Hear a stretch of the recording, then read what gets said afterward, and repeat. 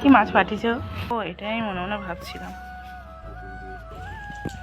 শুভ সকাল বন্ধুরা, কেমন আছো তোমরা সবাই? আশা করি তোমরা খুব খুব ভালো আছো, আমিও ভালো আছি। নতুন একটা ব্লগে তোমাদের সকলকে স্বাগত জানাচ্ছি। এখন ঘড়িতে 9:30 নাগাদ বাজছে, আর বাচ্চারা কিছুক্ষণ আগেই পড়ে গেছে। তো সকালবেলা আজকে আমার সমস্ত কিছু কাজ কমপ্লিট আমি করে ফেলেছি। তো সকালবেলা কাজ তো প্রত্যেক দিনই শেয়ার করি, আজকে শেয়ার করব সকালের পর দুপুরে কি কাজ হয়। তো চলো ব্লগটা দেখতে থাকো, আশা করি তোমাদের খুব খুব ভালো লাগবে। কয়েকদিন ধরেই মনটা লুচি লুচি হচ্ছিল, আর দেখছি তোমাদের দাদাভাই লুচি নিয়ে এসে হাজির। আসলে আমাদের এখানে একটা দোকানে খুব ভালো লুচি আর ঘুগনি বিক্রি হয়, যেটা খেতে আমার খুব ভালো লাগে। আজকে আমাকে বলতে হয়নি, আমার মনের কথাটা কি করে বুঝে গেল কি জানি। হ্যাঁ, হয়তো মনের মানুষ বলেই হয়তো বুঝে গেল। তবে এই বয়সে দাঁড়িয়ে এই সব কথা বলা সত্যিই লজ্জার ব্যাপার। তো তবু আমি বললাম যে আমি ওকে কিচ্ছু বলিনি। আমাকে এসে বলছে, এ নাও তোমার প্রিয় লুচি। যাকে সকালের জলখাবারটা লুচি দিয়েই শুরু করলাম। তারপর চান টান সেরে যেসব জামা কাপড়গুলো কেচেছি সেগুলোই শুকুতে দিতে এলাম। আর এই যে আমার একটা ক্যাঁতা ছিল জানো, 2 দিন ধরে শুকাচ্ছি। তো আজকে ভালো করে শুকিয়ে এটা তুলে রাখবো। হ্যাঁ, ক্যাঁতাটা ছিঁড়ে গেছে। তবে হ্যাঁ, ছেঁড়া ক্যাঁতাও কিন্তু মাঝে মাঝে কাজে লাগে, তো সেটাও আমি ফেলবো না। অপচয় তো বলেইছি, আমার লাইফের ডিকশনারিতে অপচয় বলে কোনো কথা নেই। তো এই যে জামা কাপড়গুলো শুকুত দিয়ে দিচ্ছি, তারপর রান্নাবান্না বসাবো। তবে হ্যাঁ, চান করতে আজকে আমার দেরিই হয়ে গেছে। যেদিন দেখবে তাড়াতাড়ি কাজ হয়ে যায়, একটু তাড়াতাড়ি করে যে রান্না বসাবো সেটা আমি কোনোদিনই করতে পারি না। এত মনের কোঁতবু যে কী বলবো। মাঝে মাঝে নিজের ভুল ত্রুটিগুলো এত চোখে পড়ে, আর এখন এই ভিডিওতে আরও বেশি যেন চোখে পড়ছে জানো। তবে হ্যাঁ, আমি একটা জিনিসই বুঝি, যে নিজের ভুল ত্রুটি সবসময় নিজের চোখে দেখাটাই ভালো। কেউ তো ধরিয়ে দেয় ভুল হলে, সেটা বড্ড গায়ে লাগে। কিন্তু যখন আমরা নিজেরাই জানি যে এটা আমাদের খুব একটা ভুল কাজকর্ম, তখন আমার মনে হয় নিজে নিজেই সেটা শুধরে নেওয়া ভালো। তো আমি আমার ভুলগুলো এইভাবেই শুধরে নিই। আর কেউ যদি আমায় চোখে আঙুল দিয়ে দেখিয়ে দেয় এটা তোর ভুল, তাকে সত্যি অসংখ্য আমি ধন্যবাদ দিই, যে না, সে আমার ভুলগুলো ধরিয়ে দিচ্ছে।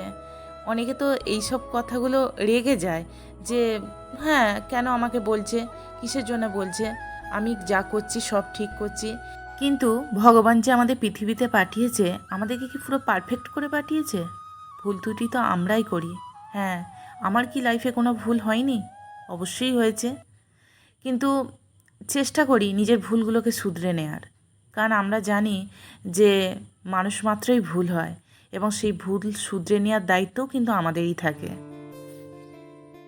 আর যারা আমাকে আমার ভুলগুলো ধরিয়ে দেয়, আমি মনে করি তারাই হচ্ছে সবথেকে বেশি আমার আপনজন।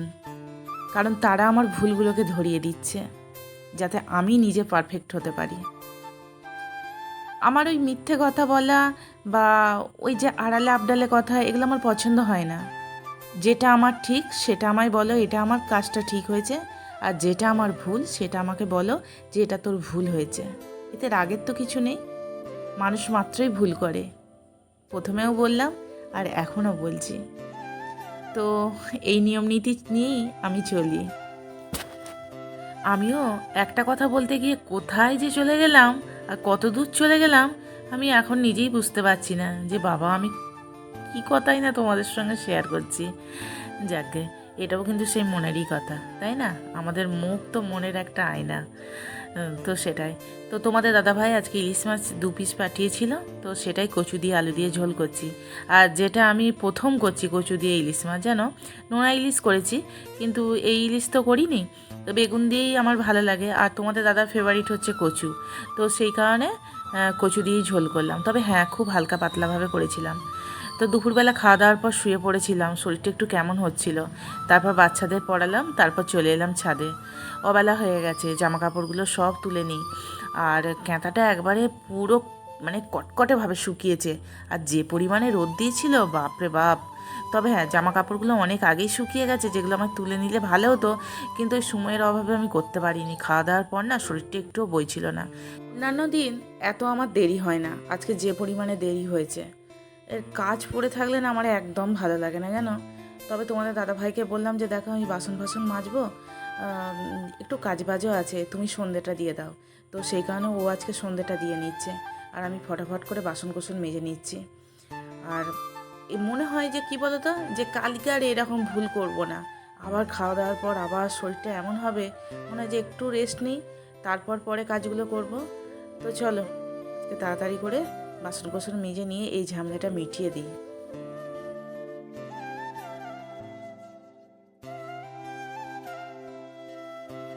তো এই যে এদিকে সব পরিষ্কার পরিচ্ছন্ন করে বাসনগুলো মেজে যে যার জায়গায় সেটা রেখে দিলাম। এখন ঘড়িতে 6:30 বাজছে। হ্যাঁ, একটু হয়তো অস্পষ্ট দেখছো, তারপর না এই ঘরগুলো একটু মুছে ফেললাম, কেননা নইলে ভাল লাগছিল না, গা ঘিনঘিন করছিল। তো বন্ধুরা, সমস্ত কাজ কমপ্লিট করে আমি ফ্রেশ হয়ে গেলাম। তারপর আমি ছাদে গিয়ে কিছুক্ষণ বসেছিলাম। এত পরিমাণে মশা, আমি বসে থাকতে পারলাম না। তো ঘরে এলাম, এসে ভাবলাম যে ব্লগটা আমি শেষ করি। তো চলো বন্ধুরা, আজকে ব্লগ এটুকুই। তোমরা সবাই ভালো থেকো, সুস্থ থেকো এবং আমার পাশে থেকো। দেখা হচ্ছে তোমাদের সাথে নেক্সট ব্লগে। ততক্ষণের জন্য টাটা।